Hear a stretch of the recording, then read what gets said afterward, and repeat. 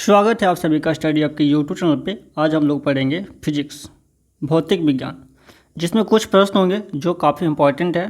चाहे आप किसी भी एग्ज़ाम में बैठते हो जिसमें साइंस से सब्जेक्ट से पूछा जाता है, उन सभी एग्जामों में पूछे जाते हैं ऐसे प्रश्न। ये सभी एग्जामों के लिए महत्वपूर्ण है। तो आइए कुछ प्रश्नों का प्रैक्टिस करते हैं, जिसमें आपका 61 नंबर क्वेश्चन है। इससे पहले हम लोगों ने 60 नंबर क्वेश्चन कर लिया। यदि आपने इससे पहले का वीडियो नहीं देखा तो उसका लिंक मैं इस वीडियो के डिस्क्रिप्शन में दे दूँगा, आप वहाँ से देख सकते हैं। ध्वनि तरंगे हैं लंबवत, तिर्यक, मानसिक, लंबवत, आंशिक लंबवत, कभी कभी लंबवत, कभी कभी तिर्यक। बताइए ध्वनि तरंगे क्या है? तो आपका जो राइट आंसर है वो हो जाएगा आपका ए, ध्वनि तरंगे लंबवत है। ठीक है, राइट आंसर ये हो गया। नेक्स्ट क्वेश्चन है 62। श्रव्य परिसर में ध्वनि तरंगों की आवृत्ति क्या होती है?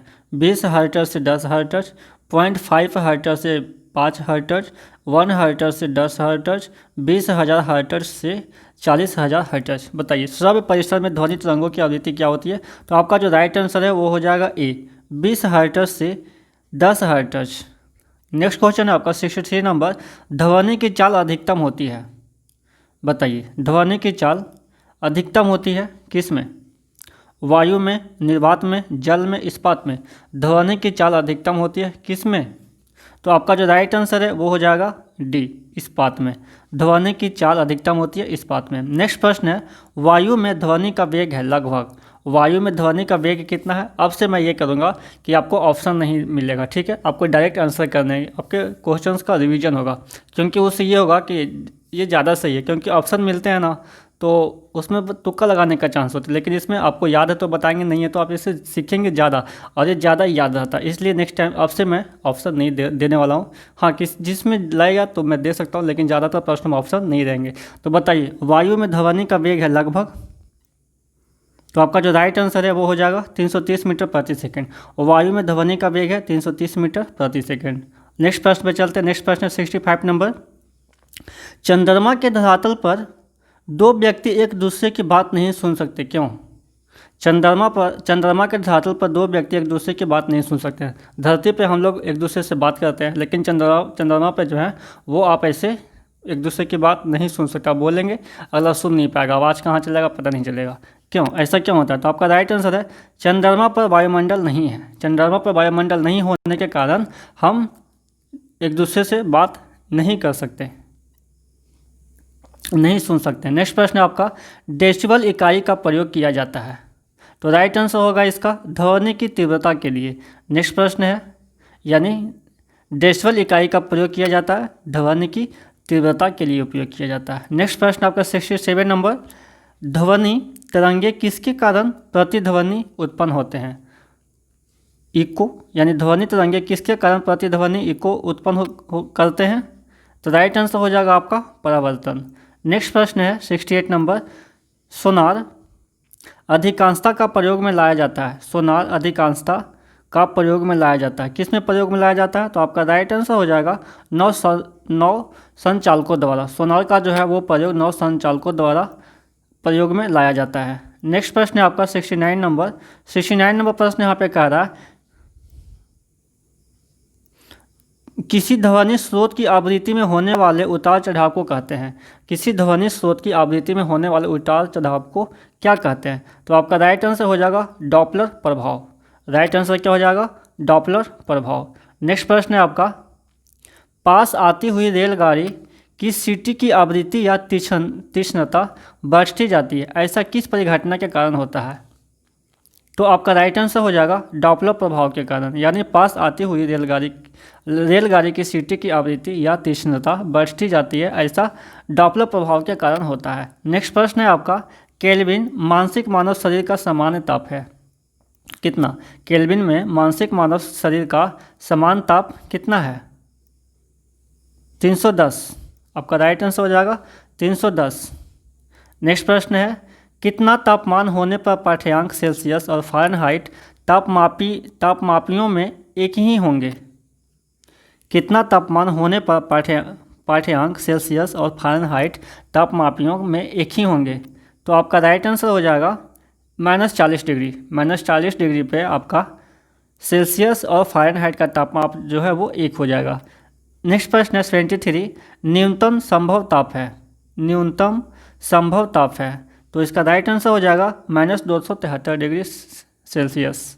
नेक्स्ट प्रश्न है, किसी मनुष्य के शरीर का सामान्य तापक्रम होता है, किसी मनुष्य के शरीर का समान तापक्रम कितना होता है, तो किसी मनुष्य के शरीर के समान तापक्रम होता है 98 डिग्री फ़ारेनहाइट, 98 डिग्री फ़ारेनहाइट।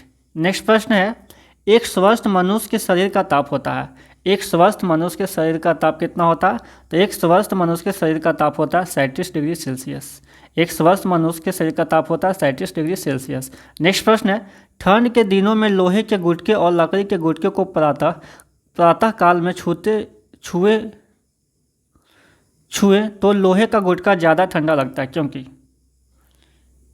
लकड़ी की तुलना में लोहा ऊष्मा का अच्छा चालक है, जिसके कारण से। नेक्स्ट प्रश्न है आपका, आणविक संचलन के द्वारा ऊष्मा का संचरण क्या कहलाता है, आणविक संचलन के द्वारा ऊष्मा का संचरण क्या कहलाता है, इसका राइट आंसर हो जाएगा संवहन। यदि आप मेरे चैनल पर नए हैं, चैनल को अभी तक सब्सक्राइब नहीं किया है, तो इस तरह का वीडियो को प्रैक्टिस करने के लिए आप चैनल को सब्सक्राइब कर लें और आपको इस तरह का वीडियो का नोटिफिकेशन मिलते रहेगा। चलिए नेक्स्ट प्रश्न पर चलते हैं। नेक्स्ट प्रश्न है आपका, निम्न द्रवों में कौन सा ऊष्मा का बहुत अच्छा चालक है, पारा, पानी, ईथर, बेंजीन, बताइए। निम्नलिखित द्रवों में कौन सा ऊष्मा का बहुत अच्छा चालक है, तो आपका राइट आंसर हो जाएगा पारा, आपका राइट आंसर हो जाएगा पारा, आप यहाँ पे देख सकते हैं। चलिए नेक्स्ट प्रश्न है आपका, शीतकाल में कपड़े हमें गर्म रखते हैं, क्यों, शीतकाल में कपड़े हमें गर्म रखते हैं क्योंकि शरीर की ऊष्मा को बाहर जाने से रोकते हैं, शरीर की ऊष्मा को बाहर जाने से रोकते हैं, इसलिए हमें गर्म रखते हैं। नेक्स्ट प्रश्न है आपका, ग्रीष्म काल में हमें सफ़ेद वस्त्र धारण करने की सलाह दी जाती है, क्योंकि सफ़ेद वस्त्र ताप का अवशोषण करते हैं।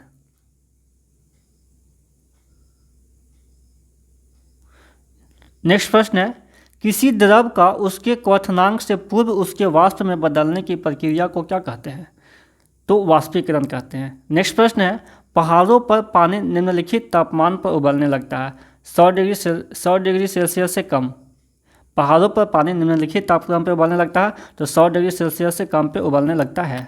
नेक्स्ट प्रश्न है आपका, भाप से हाथ अधिक जलता है अपेक्षाकृत जल से, क्योंकि यानी भाप से हाथ जो है अधिक जलता है जल की अपेक्षा, जल से हाथ जलेगा तो कम, लेकिन भाप से जलेगा तो बहुत ज़्यादा। ऐसा क्यों होता है, तो ऐसा इसलिए होता है कि भाप में गुप्त ऊष्मा होती है, भाप में क्या होता है, गुप्त ऊष्मा होती है, जिसके कारण भाप से हमारे हाथ ज़्यादा जलते हैं पानी, गर्म पानी की अपेक्षा। नेक्स्ट प्रश्न है, ऊष्मागतिकी का प्रथम नियम किस अवधारणा की पुष्टि करता है, ऊष्मागतिकी का प्रथम नियम किस अवधारणा की पुष्टि करता है, बताइए, इसका आंसर करें। तो इसका आपका राइट आंसर हो जाएगा ऊर्जा संरक्षण। नेक्स्ट प्रश्न है आपका, प्रकाश तरंग किस प्रकार की तरंग है, प्रकाश तरंग जो है वो किस प्रकार की तरंग है, ये आपको बताना है। तो इसका राइट आंसर हो जाएगा अनुप्रस्थ तरंग है, प्रकाश तरंग जो है वो अनुप्रस्थ तरंग है। नेक्स्ट प्रश्न है, प्रकाश विकिरण की प्रकृति होती है, प्रकाश विकिरण की प्रकृति होती है, क्या होती है, कि तरंग एवं कण दोनों समान, दोनों के समान, प्रकाश विकिरण की प्रकृति होती है तरंग एवं कण दोनों के समान। नेक्स्ट प्रश्न है, प्रकाश की गति है, प्रकाश की गति कितना है ये बताइए। तो आपका राइट आंसर हो जाएगा 3 × 10⁸ मीटर प्रति सेकेंड, प्रकाश की गति है 3 × 10⁸ मीटर प्रति सेकेंड। नेक्स्ट प्रश्न है आपका, सूर्य ग्रहण होता है जब, सूर्य ग्रहण कब होता है, सूर्य ग्रहण होता है जब चंद्रमा सूर्य और पृथ्वी के बीच में आ जाता है। जैसे मान लीजिए यहाँ पे सन है, ठीक है, और यहाँ पे अर्थ है, तो क्या कहता है, चंद्रमा जो है सूर्य और पृथ्वी के बीच में आ जाता है, तब सूर्य ग्रहण हो जाता है, ठीक है।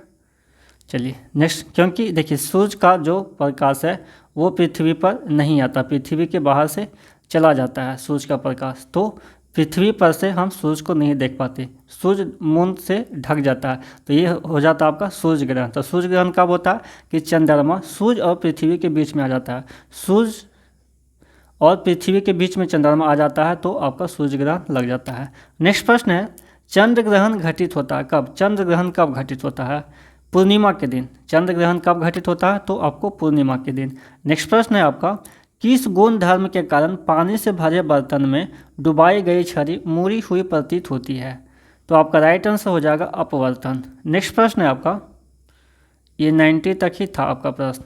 तो इस तरह का वीडियो से आप वीडियो को प्रैक्टिस करने के लिए आप हमारे चैनल को सब्सक्राइब कर लें और बेल आइकन को प्रेस कर लें। नेक्स्ट वीडियो अपलोड करेंगे और फिर मैं जल्द ही इस चैनल पे मैं लाइव भी आऊँगा और आपके लिए इससे ज़्यादा प्रश्न लेकर के आएंगे।